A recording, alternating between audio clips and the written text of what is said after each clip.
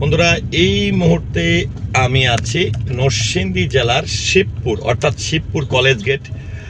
যারা এই শিবপুরের মানুষ রয়েছেন তাদের কাছে নিশ্চয়ই খুব ভালো লাগবে। আর বিশেষ করে আমার প্রবাসী ভাই বন্ধুরা যারা আছেন কিংবা দূর দূরান্তে থাকেন, অনেক দিন ধরেই হয়তো এলাকার সঙ্গে সম্পৃক্ততা নেই কিংবা কর্মব্যস্ততার কারণে আসা হয় না, বা অনেকে দেখে গেছেন হয়তো যে এই রাস্তার কাজ হচ্ছিল। তো এখন আসলে অবস্থাটি কি, আমি একদমই শিবপুর কলেজ গেট, এখানে দেখেন অনেক বড় করে রাস্তা করা হচ্ছে, অনেক বড় করে।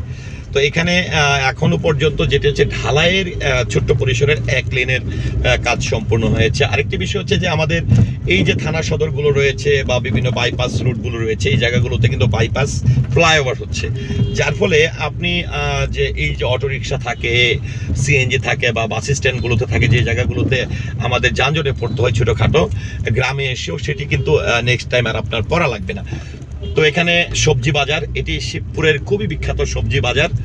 এখান থেকে এই শিবপুরে আমরা জানি যে কাঁচা সবজি, কাঁচা তরকারি সবজি সারা বাংলাদেশে কিন্তু পৌঁছায় এবং শিবপুর খুবই বিখ্যাত।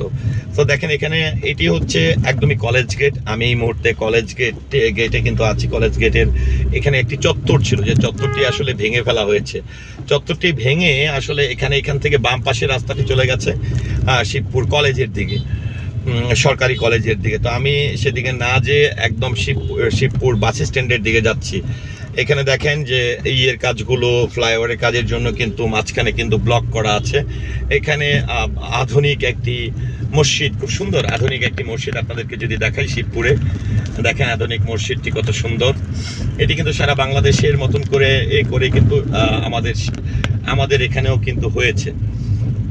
প্রত্যেকটি থানা সদরই কিন্তু এরকম রয়েছে। আমি একদম আপনাদেরকে শিবপুরের চিত্রটি দেখাচ্ছি। শিবপুর কলেজ গেট থেকে একদম শিবপুর বাস স্ট্যান্ড পর্যন্ত আপনাদেরকে পুরো চিত্রটি আমি দেখাবো।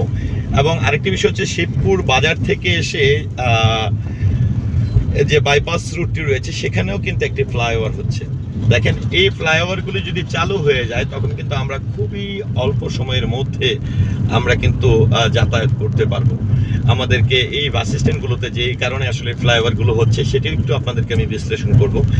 এখানে আপনারা দেখেন যে অনেক সিএনজি দাঁড়ানো আছে। এখানে বাইপাস বাজারের রুট, শিবপুরের বাজারের রুট।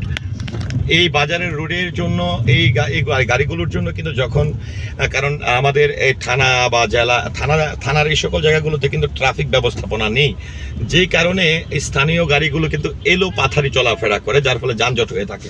আমি কিন্তু এই মুহূর্তে আছি শিবপুর বাস স্ট্যান্ড, একদমই বাস স্ট্যান্ডটি ক্রস করছি। তো যারা যে এখান থেকে দেখছেন, শিবপুরের মানুষদের প্রতিও অনেক ভালোবাসা, অনেক শ্রদ্ধা যে আপনারা আমার ভিডিওগুলো শেয়ার করেন, ভিডিওগুলো দেখেন। আর প্রবাসী ভাইদের প্রতি আবারও, শিবপুরের যারা প্রবাসী ভাইরা আছেন, চিরচেনা স্মৃতিময় রাস্তাঘাট, বাজার, বাস স্ট্যান্ড, কলেজ গেট, এই সকল জায়গাগুলো নিয়ে আপনাদের মতামত, যদি আপনাদের কোনো স্মৃতি থাকে অবশ্যই কমেন্টের মাধ্যমে জানাবেন। ধন্যবাদ সবাইকে। আসসালামু আলাইকুম।